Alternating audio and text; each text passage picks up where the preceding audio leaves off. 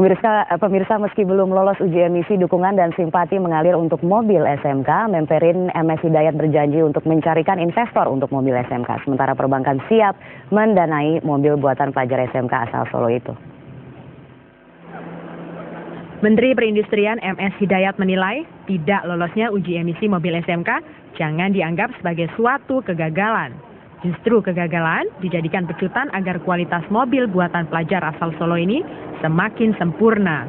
MS Hidayat sendiri terus mendorong mobil SMK agar bisa lolos uji emisi dan menguasai pasar otomotif nasional. Bahkan pemerintah berjanji akan mencarikan investor untuk mobil SMK ini. Saya sendiri sebagai menteri mendorong agar dia bisa mendapatkan mobil nanti segera.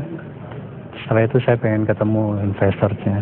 Anda tahu, dari lubuk hati saya menginginkan lahirnya mobil yang dikuasai oleh mayoritas pengusaha nasional.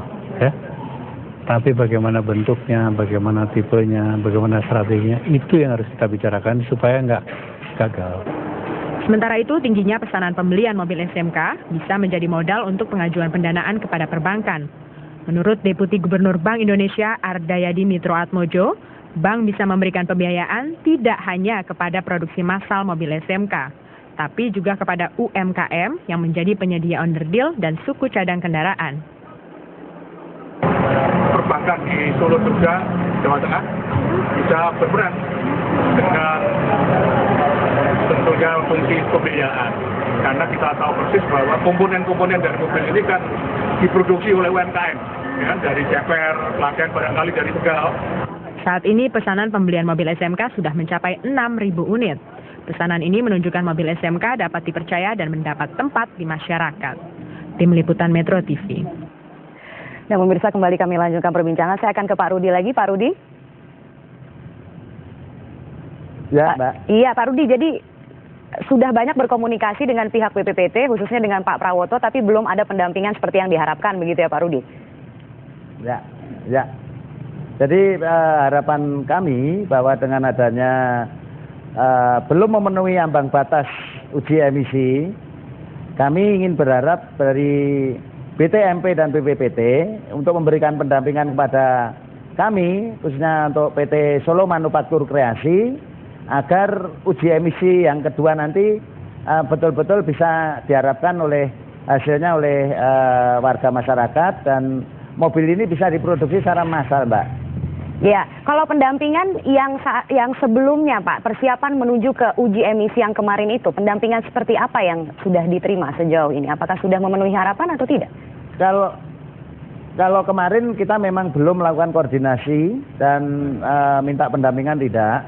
Namun kami ingin berharap dengan adanya uji emisi yang belum memenuhi standar ambang batas, kami menyampaikan kepada Pak Prawoto nantinya agar bisa dan mau mendampingi anak-anak untuk memperbaiki mobil itu sendiri.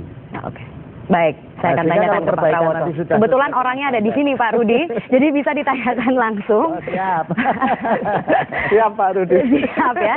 Artinya ini, iya, mimpi mobil nasional ini apakah memang hanya mimpinya Pak Rudi, mimpinya Pak Jokowi, mimpinya anak-anak SMK di Solo, atau ini mimpi kita bersama, Pak Prawoto? Saya kira tidak ada bangsa ini yang tidak mimpi bisa membuat mobil. Betul, ya. Saya kira tidak ada. Itu harus disepakati dulu bahwa ini akan didukung sepenuhnya. Betul, kita harus dukung semangatnya yang sudah ada, dan ini mungkin kebangkitan kita untuk membuat mobil nasional ya Pak ya. Dan saya kira pemerintah juga concern terhadap ini gitu. Sudah sering diadakan pertemuan baik itu di kementerian-kementerian teknis maupun Kementerian Perekonomian. Ini Pak Dewa juga belum kita tanyain namanya. Kita sering ketemu ya untuk membahas masalah bagaimana skema kita bisa merealisasikan mobil nasional ini. Jadi ini mohon dipahami juga bahwa harus ada step-step yang harus kita lalui memang. Ada step-step. Gitu. Sebelum kita membahas, sebelum kita membahas step-step itu, saya ingin menanyakan juga tanggapan dari Pak Dewa. Jangan-jangan Pak Dewa diam-diam lega gitu, wah persaingannya berkurang ini. Mobil SMK tidak lolos uji emisi. Yang pertama Mbak, tadi kok ada kata persaingan ya. Yang pertama SMK itu bukan pesaing. Bukan pesaing. Artinya kami kan sudah ngomong bahwa kami dari segmen aja sudah beda. CC ya di Asianusa dan SMK kebetulan juga sudah masuk ke anggota Asianusa juga gitu kan. Jadi kita nggak pesaing dan memang ini beda 1.500 sama yang kami ada semua di bawah 1.000. Kan beda CC, beda segmen ya. Jadi ini kami tekankan bahwa ini kami nggak bersaing di situ. Jadi pembelinya SMK bukan pembelinya produk-produk yang ada di Asianusa. Dan SMK jadi SMK ini didukung penuh juga oleh asosiasi tentunya. Solo sudah sama-sama sepakat bahwa kita akan menjadi satu anggota asosiasi. Seberapa potensial sebenarnya SMK ini? Artinya kalau kita melihat sekarang walaupun memang masih harus melalui uji emisi yang berikutnya untuk mengetahui apakah laik atau tidak, tapi sudah ada 6.000 unit pesanan yang... Iya, sangat potensial sekali, terutama sekali ya saya dengan dukungan atau dengan contoh yang diberikan oleh tokoh di dalam hal ini Pak Jokowi ini cukup membangkitkan masyarakat seluruh Indonesia bahwa kita harus mencintai produk nasional dengan segala kekurangannya. Dengan segala kekurangannya, apakah membunuh karakter begitu kalau kita melihat kan yang kemarin itu sudah uji emisi tapi ternyata gagal gitu, apakah misalnya ada pengaruhnya terhadap citra dari mobil ini? Soal uji emisi sendiri itu ya ibaratnya begini ya, kita sederhanakannya itu seperti anak sekolah yang harus ujian, itu ada standar.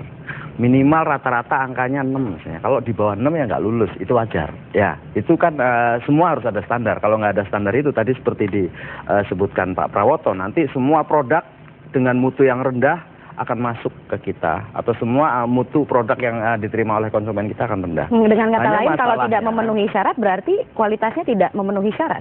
Tergantung standarnya. Nah, itu saya belum bicara. Jadi standarnya yang ketinggian? Tergantung standarnya. Sekarang yang perlu ditinjau lagi adalah standarnya. Standarnya ketinggian atau standarnya tidak? Mengikuti standar Euro.